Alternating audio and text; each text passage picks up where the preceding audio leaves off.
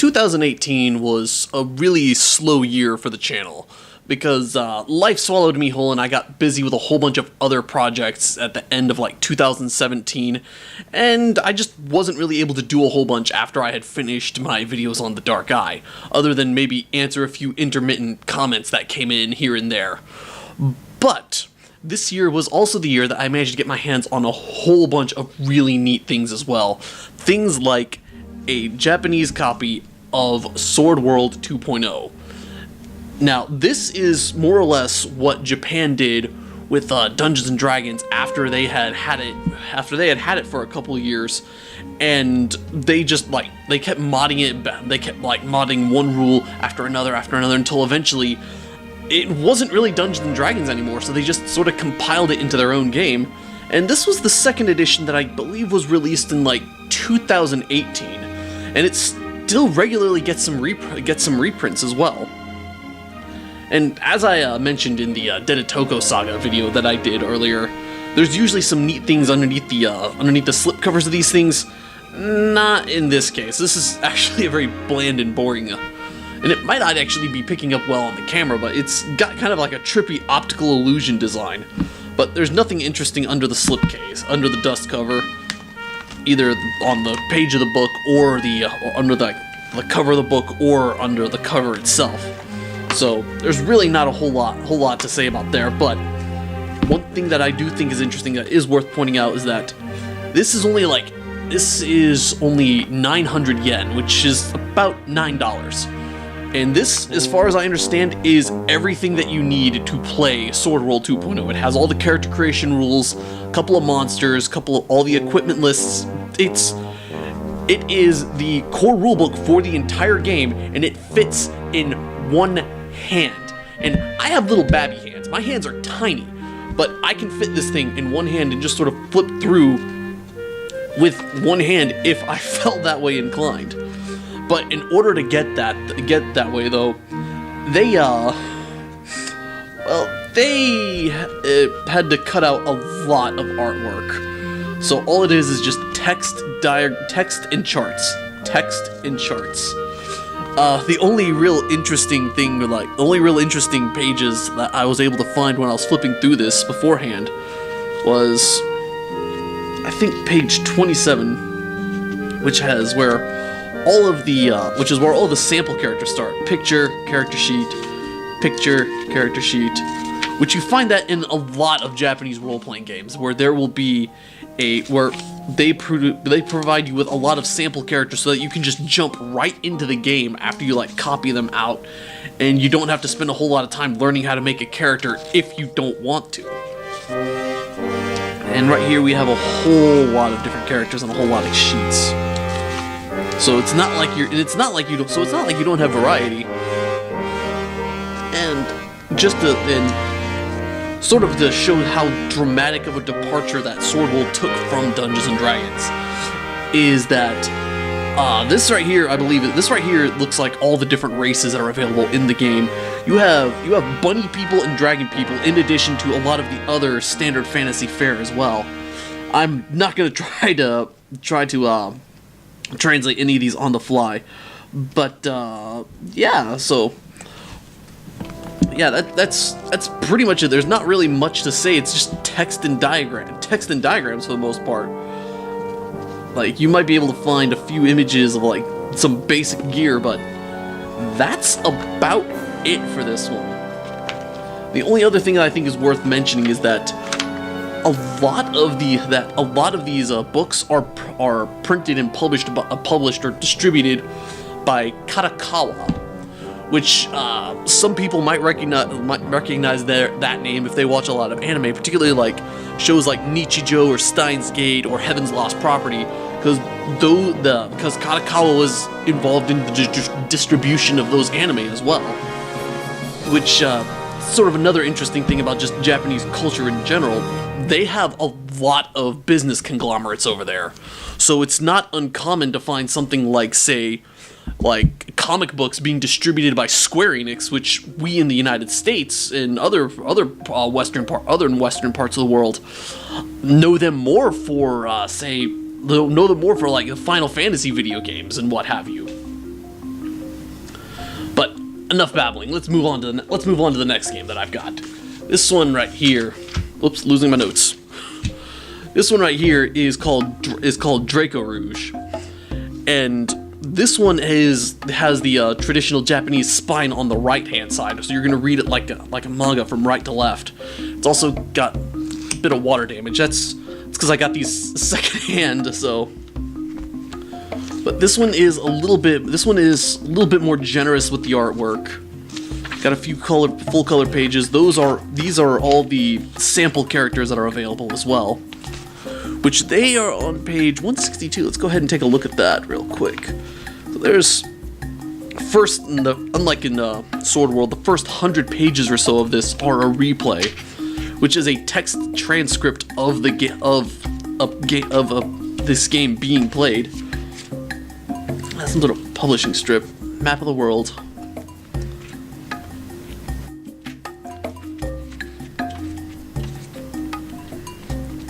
Not really sure what those are. I had a lot that I had to go through, so I was just see stuff that you don't really see in the Sword World book. Just this one's just in general more generous with the artwork. But on page 162, all the pre-made characters that we saw in the full color section. And what I think is actually most interesting is that in like a lot of Japanese media where they'll pepper in some of the romaji, some of the lettering, the alphabet that's used in like all the European languages like English, French, German, so on and so forth. Usually that's written in they use the English language in Japanese media, but in this one all of it seems to be in German.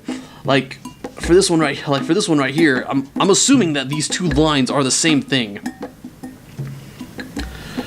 But the German line says, "Was für eine Schande, badete seine Hände im Blut des Volkes."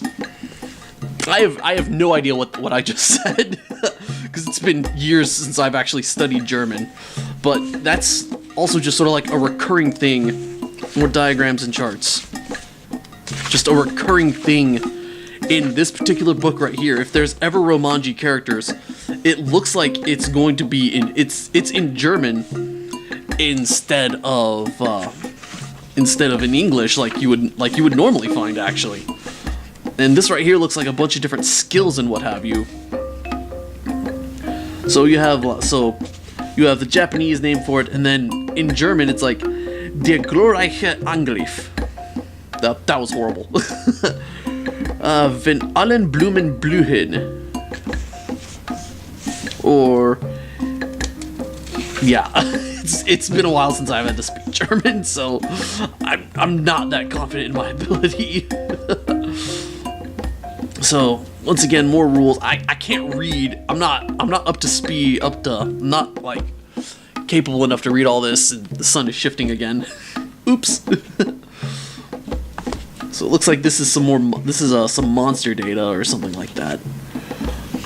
Yeah, there's really not a whole lot I can point out, but there it is once again, Katakawa. And on the back, this one went for about $16, 1,600 yen. But if you were to try and get a copy of this through like Amazon or something, like ordering it from Amazon's Japanese website or whatever your local Amazon distributor is, you can expect to pay roughly double or not, if not more, than like the listed price of it, because importing things is really freaking expensive. But once again, Katakawa. Under the slipcover of this one, we got.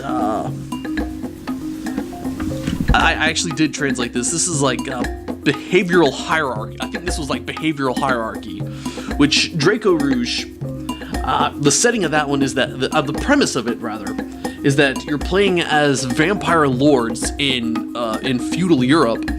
Most likely Germany, based on the text that's being used here.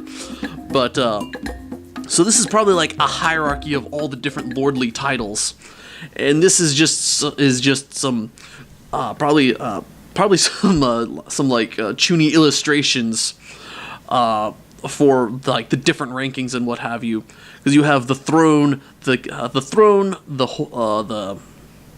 yard, the garden, and they don't really have anything else on the front. It's just a black and white version of the color cover right there. So I usually I don't know too much about Draco Rouge, but I do know that there is some partial translations out there available for it. So let's go ahead and set that aside. So this next one is where things start getting a little bit weird. You ready for this? It's a freaking Hatsune Miku tabletop role-playing game. And I'm just gonna go ahead and start with the undercover for this one, which once again we got some sort of like dungeon sheet, I believe, because like you can see right here, threats. So these are probably different like levels of different zones in the dungeon that can cause problems for the player. You got a character sheet right here, which is actually slightly different from the character sheet that you'll actually find inside the book. And like I don't really know Japanese well enough to actually like try to translate or figure out how to play any of these myself just yet. But what I am able to do though is I am able to like read the table of contents and figure out where those things are if I want to go there. Like this first part right here is the replay it says replay part right there, and then there's the rule part and scenario part. So it's organized replay, rules, and pre-made scenarios. And somewhere in here is character creation. Actually, I think it's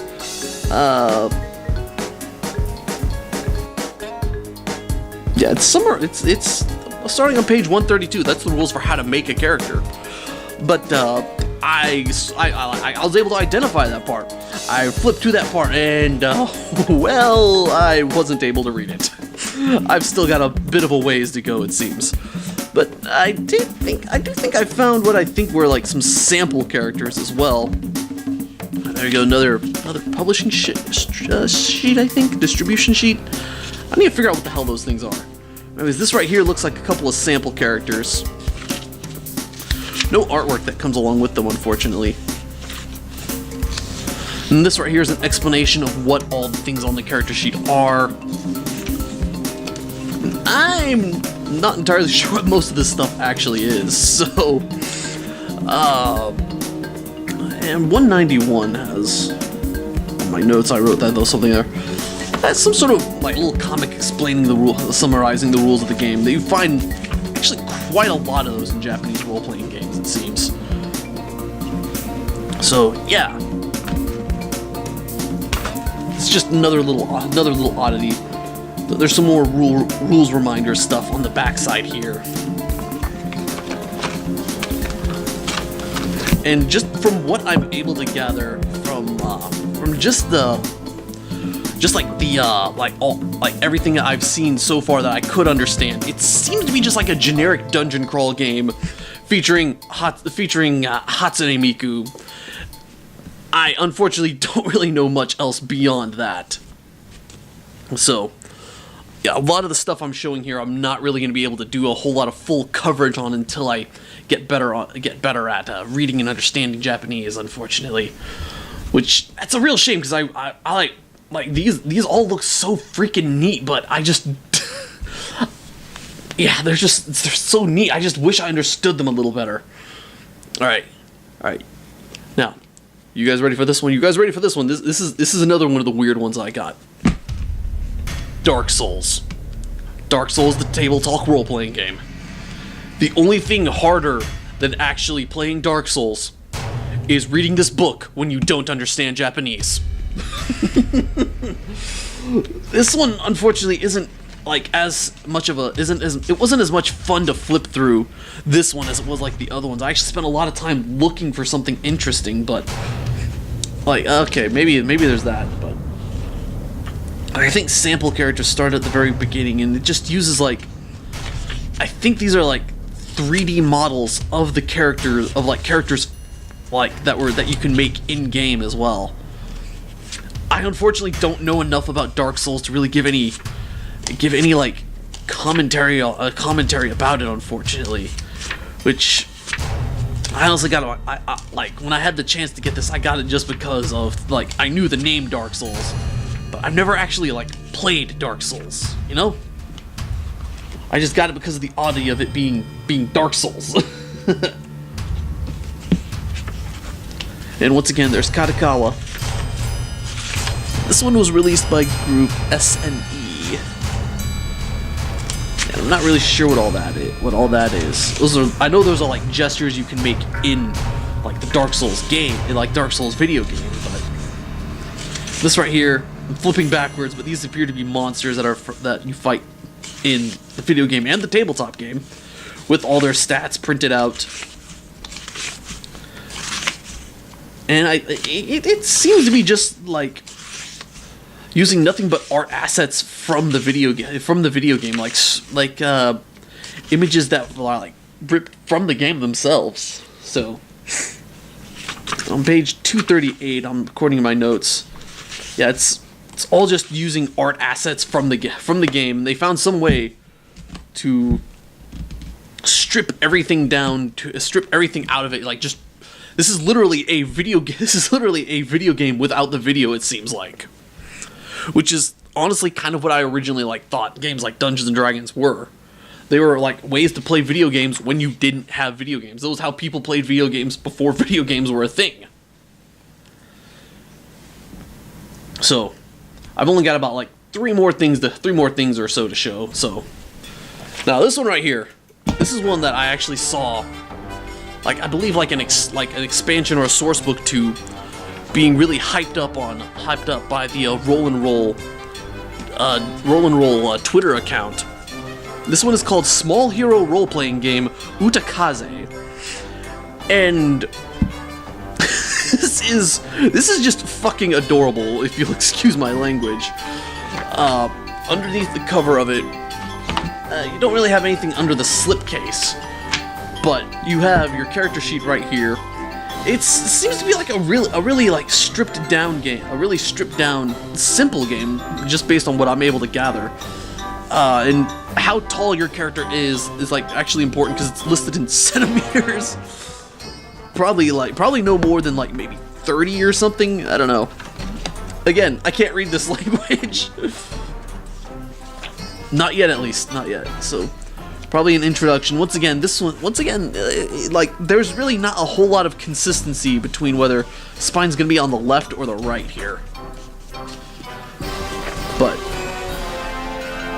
so, as I'm flipping through this, you're gonna see a lot of this right here. Because, I'm not sure, but everything seems to be explained in, like, a bunch of like these little characters right here discussing things. And some of the rules seem to be on the opposite side right here. So you have the rules right here, and then, like, probably like a transcript of a discussion people have had while they were going through the game. So there's a chart, probably explaining the flow of the game.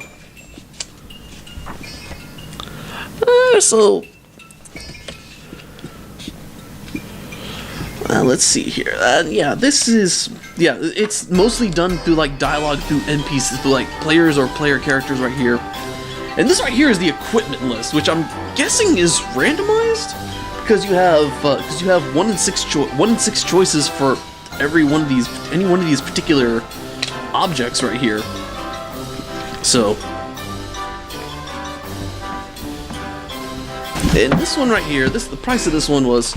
This is where you start getting to a little bit more expensive. $20. Like, that's just the thing. Like, when I was actually like discussing this sort of thing with some people online, like the conclusion we came to is that getting into tabletop role-playing games is actually really cheap in Japan.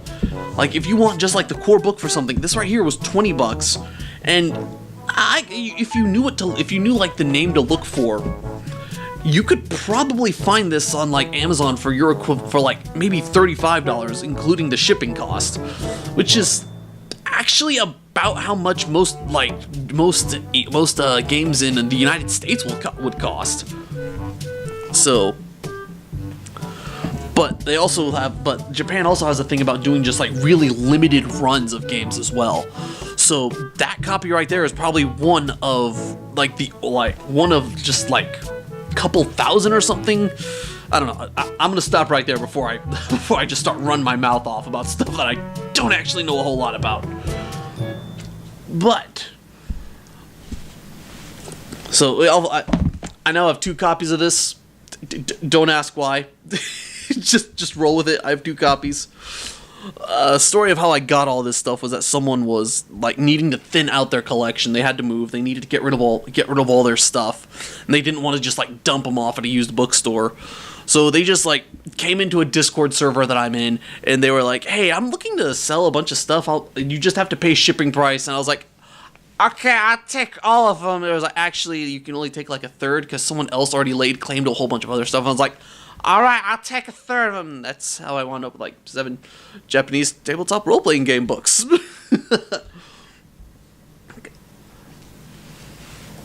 All right, so last one that I've got to show you guys, and this is something that someone actually had to like brought up in the comments. This is Meikyuu Kingdom. This right here, we have the Kingdom book and the Dungeon book. And this is actually one of the ones I can cover. I will be able to cover in the near future, because there is an English translation of this available. It's all just a giant fan. It's all a fan translation, so it's just a giant text dump. But from what I understand, all the rules you need to play the game are completely available. And yeah, so here we go. It's $15.05. That's $15.05. It's a very unusual price, but sure, let's roll with it. So under the back cover, got little tokens you can like photocopy for keeping track of hope, which is one of the mechanics in this game. I've been sort of like, this is a game that I've been wanting to run for a while, so I've been sort of like intermittently between breaks at work. I've been reading the rulebook for this sometimes. So, anyways, what do I have? Let me refer to my notes real quick. What do I have interesting in here? So an explanation of the game in the first few pages. It's really neat stuff. So the premise of Meikyuu Kingdom is that you are basically playing as the court of a royal kingdom, and you are exploring dungeon, gathering materials, solving the people's problems, and just growing the kingdom through that way. And everyone has a specific role that they can fulfill in the kingdom. Like this right here, you have the king, and there's different skills they have. They also have 4 ratings in 2 of their skills, but a 0 in something else and a 1 in something else. They are good at 2 things, but that's it. Whereas by contrast, everyone has 4 in whatever their main skill is going to be, 2 in 2 other things, and 1 in something else. Like this right here is the general. Next you have is the prime minister, I believe, the minister, like one of the advisors. And you have Claire Priest? Not gonna lie, I kind of forgot what all of them are. This one is quite literally ninja. It says ninja right there, and their entire shtick is that they gather information. And then the last one you have is assistant. They are quite literally the most average and most ordinary of all the different classes. They have 2 in everything, and their entire shtick is that they don't do anything themselves. And in addition to your class, everyone also has a role that has this is called job. Everyone has like a job, a la Final Fantasy, that just sort of gives them one additional skill that they have available to them. And this is fun because Marchant. It has the ability hard sell, so we know it's actually supposed to be merchant, but they misspelled it to be Marchant instead of merchant. And I think this is supposed to be actually supposed to be executioner, but it's actually excusioner. So I'm glad I got my hands on this, because simply for the like bizarre translations itself, it's probably no better than me trying to speak like Japanese or German. Actually, I love it. Yeah, so that's like all the different. So this book right here this was sort of like a Dungeons and Dragons deal, where all the basic stuff regarding running the game is spread across multiple books.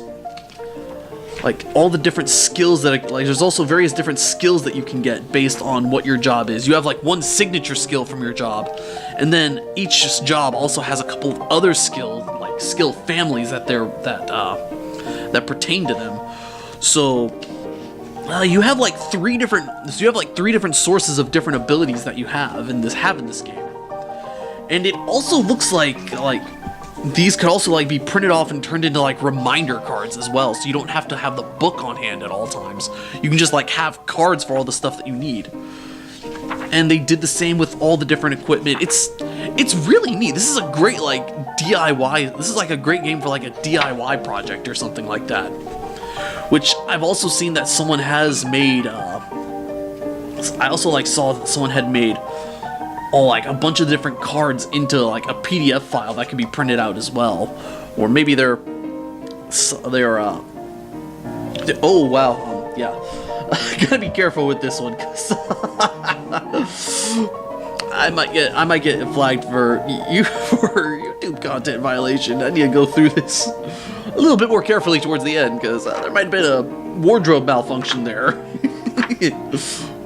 All right. I love it. All right, so there's one of the sheets back there. This is a character sheet. But this game is one of the ones where it becomes evident that the Japanese just love paperwork in their games, because you also have a sheet right here for the battle zones. You also have a sheet right here for like your kingdom. This is a kingdom data sheet, I think. And then there's various other character sheets. This is one that I'm really looking forward to, both like running and action and like reviewing for you guys sometime in the future. And dungeon book. This is the one that has like all the different monsters, maps of the dungeon, different traps, monsters, and once again, it's all like all the stat blocks are presented as cards, which is something that I really love about this game. It's perfect. It's like you could like. I wouldn't be surprised if there was like a deck of cards that was available in Japan that one could get, or if like it's like expected that you would just be able to make these cards yourself if you like copy it out on cardstock and cut them up, put them in sleeves, so on and so forth. So, a bunch of different rare items that you can find in the dungeon. So, some extra high-level classes. Warzard, which might actually be like a Wizard of War or something like that. So, yeah, haven't quite figured out, gotten to the part about the advanced jobs yet. And then there's also like setting information back here, which from what I understand has not been translated yet. So having this book now will actually be a boon when I finally, do learn how to read this language. It'll probably be a few years before that happens, though. All right, so yeah, there we go. That was just some of the Japanese role-playing game books that I have collected in the year 2018. Hopefully I'll be able to cover at least Meikyuu Kingdom in the future. But that's all that I got for now. So My name is Aaron Der Schädel, and I will see you all next time.